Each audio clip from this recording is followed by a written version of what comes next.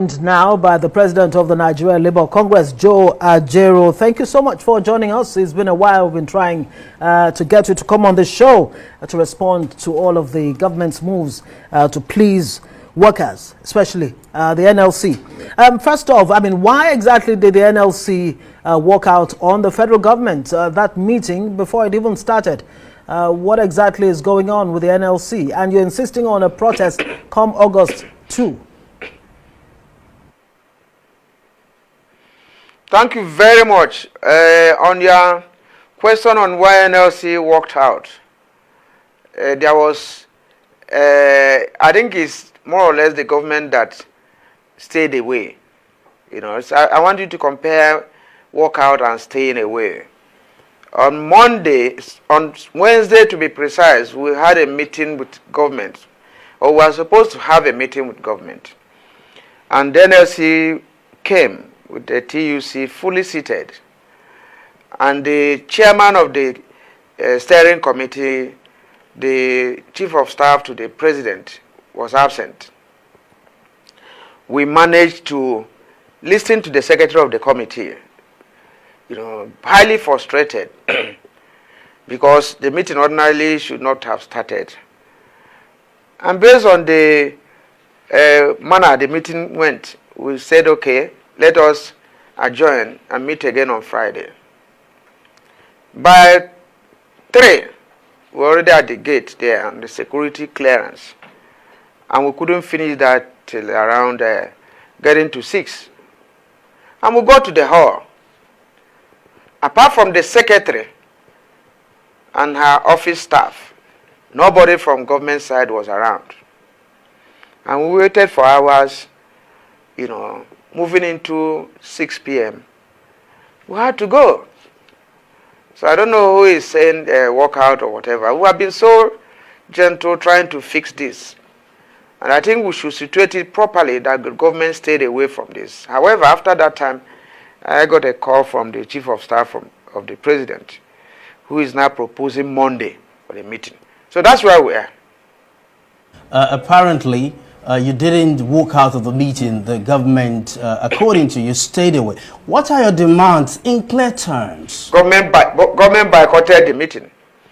In terms, what are now your demands? Well, maybe for the purpose of this news, I will still repeat it, because every Nigerian is the demand of all Nigerians. Is the demand of,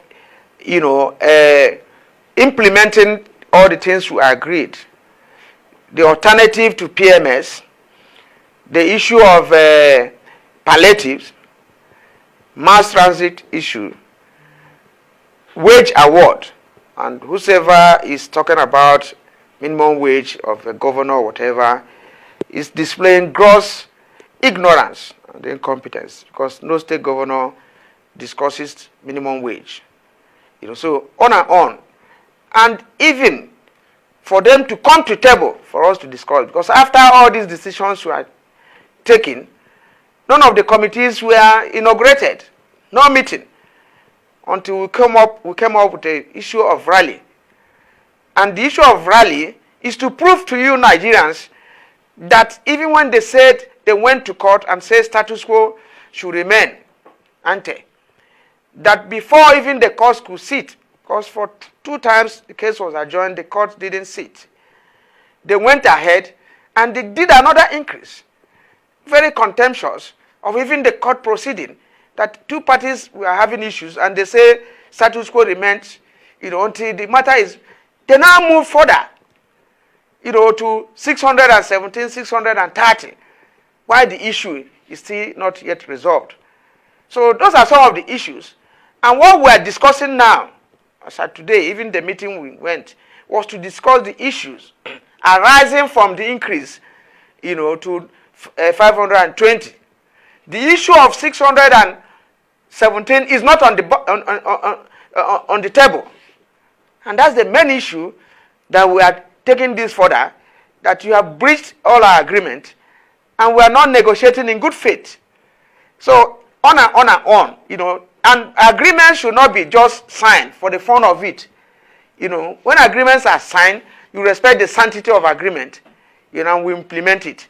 And Nigerians are suffering, and we are crying, and you are talking of how to provide palliatives for 520 increase, and you moved ahead to increase it to 617 and 630 in some places. These are issues, and if they are not clear to any Nigerian, then there's a problem. Well, the president himself, President Bola TINUBU, actually says the issues are not entirely clear to him. He's asked the NLC to give him more time so that he can, you know, look at your demands and address them accordingly. I mean, he says he's not entirely aware of what the issues exactly are. I'd like to get your reaction to that, and also your reaction to the fact that some states seem to be going ahead with coming up with some kind of palliatives, some in cash, some are giving fertilizers, some are increasing, of course, minimum wage and what have you. How would you react to that? It looks like the states, you know, are taking the lead here. Well, I wouldn't understand what we are saying about states taking the lead. The issues concerned are national issues, and committees were set up to address them. Now, why are you subverting the committees? On what parameter are the states, you know, taking these decisions? The states that are taking these decisions are very dictatorial. It's a case of giving us, you know, handouts. Take it or leave it. 10,000 naira they are adding to salary. Is it the proportion? Is it the percentage of the increase?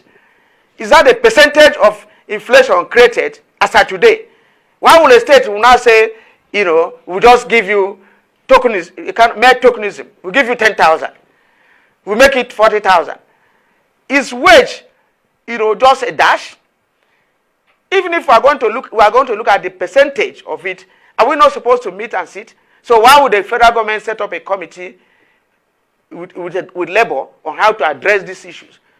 How did the federal government get to the level of announcing 8,000? The states that are paying 10,000, is it in addition to what we have agreed at the federal government, or the states have gone there to say, give us money to share? Are you sure that the states are not going to give their political their allies the 10,000 or the 5,000? Is there any data, you know, that is consciously agreed on and mutually agreed on, you know, to survive a test of time that is not biased?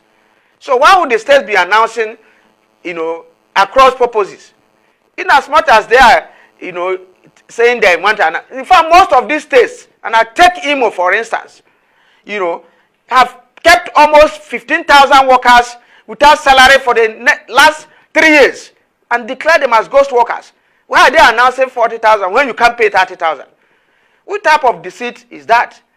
And the comment you said that Mr. President said we should give him more time.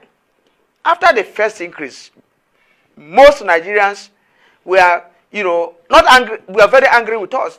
That why didn't you take action? Why didn't you do this? And we said, okay, we are going to finish this process, you know, to start implementing all the agreements within the next 8 weeks. Within that period, that was the time we gave Mr. President. Nothing happened. Rather than start a process as we agreed, Mr. President went ahead, you know, or not Mr. President, maybe what they call market forces in the Nigerian palace. Market forces now increased. And this market force is so clever that what it increased in Benue, that's what it increased in Lagos, that is what it increased everywhere. Now, if you take market forces from local perspective, you will discover that Gari in Lagos is not the same thing as Gari in Meduguri. It's not the same thing as Gari in Bauchi. It's not the same thing as Gari in Enugu. Based on how they produce Gari in those areas, they sell it. Now, somebody will say 613, 620, and will tell you it's market forces. That is not market forces. Okay. So these are the level of deceit, and you say, give me time. Why I'm giving you time? You are inflicting more injury on me. If we are still talking on 520 up to today, you know, and we are giving time for us to bring up the issues of palliative, the alternative that is detention, it makes more sense. It is beyond Mr. President now, since they have made us to understand that it's market forces. Before now, we were telling the people in the electricity sector and others not to increase. But they have to increase salary. They have to increase wages. They have to increase everything. So before long, everything will go up, because we have not checked the movement of the naira, and I've never seen a country that left the naira, to the vagaries of the so-called market, and to be devalued to the extent our naira has been devalued. So these are issues, and when you sort of give us time, and the suffering is increasing. Okay, good place to butt in. Now, let's get back to the involvement of the state governors, or their intervention, if you like. The FARC federal allocation account, the money accrued to them that was shared in the month of June was the largest ever to the state governors. Now, what suggestions do you have if they're going to take part of this to cushion the effect of the economic hardship on their citizens and their workers? What suggestions do you have for them? No, the state governors have not at any time taken seriously to the issue of workers' welfare. Under Buhari, President Buhari came and very passionate and said, "Oh, you state governors that cannot pay, I'm going to release this amount of money for you to go and pay salaries." Majority of them diverted it, and they never paid those salaries up to today. He went in again and released fund again, and it was not done. Now, if there is this crisis we are talking of now, created by so-called removal of subsidy, and it is at the point that Nigerians are suffering, that you increase the money to state government, you increase allowances to the people in the National Assembly, and then you reduce, what is going into the pocket of the workers. Now, what type of economy is that? Are we running a confederal system? Have we devolved powers totally to the states to pay at their own rate? Nigeria as a federation, have had all this policy of having salary and wages, as a benchmark discussed by the federation. Now, after that, the state governments who have the capacity to pay more will now go and pay, but there must be a benchmark. And in between, minimum wage negotiation, if you want to do anything, there will be a wage award that will be discussed. The federal government tried it by early this year by paying some of their employees 40% of their wage to cushion the effect of COVID-19. All of us that were here, in the 70s, knew about the Dodgy Award. Now, that was what was on our table. It was supposed to be an award, a negotiated award, that should be added to the worker's salary. You can't, in between minimum wage, which is a law, now say you are talking of minimum wage.